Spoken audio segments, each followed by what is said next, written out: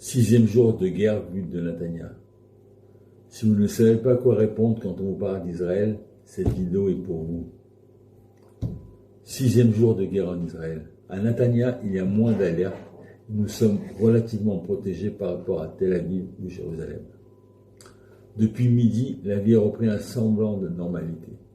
Les gens ressortent. Certains commerces rouvrent, mais de temps en temps, une sirène vient nous rappeler que la guerre n'est pas encore terminée. Cette guerre fait penser à un étrange parallèle avec l'époque de la Megillah d'Esther.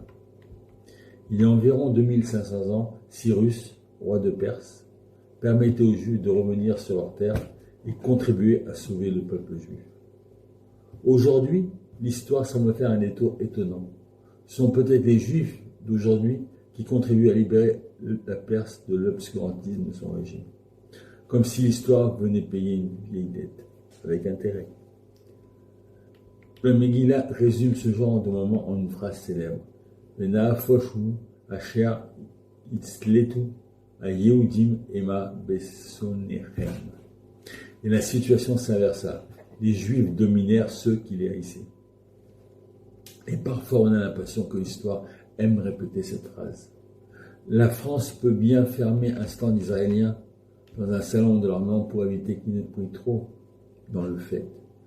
De nombreux généraux du monde entier regardent avec admiration la technologie militaire israélienne. Pendant ce temps, des pays qui n'avaient pas vraiment des amis d'hier découvrent que leurs intérêts convergent aujourd'hui. Et l'ironie de l'histoire, l'Allemagne, qui a persécuté les Juifs il y a 80 ans, fait aujourd'hui partie des pays protégés par la technologie de défense israélienne.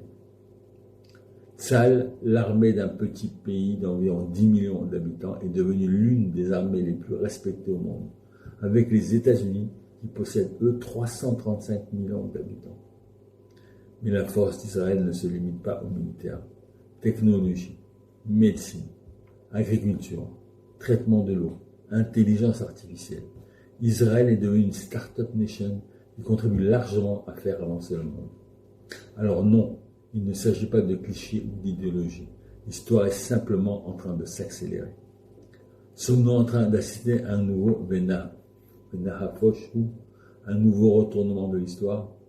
Le monde semble parfois s'inverser. La désinformation fait du bruit. Les faits parlent. Si vous voulez continuer à entendre les faits, suivez la page. Shabbat Shalom, Am Israël Chai.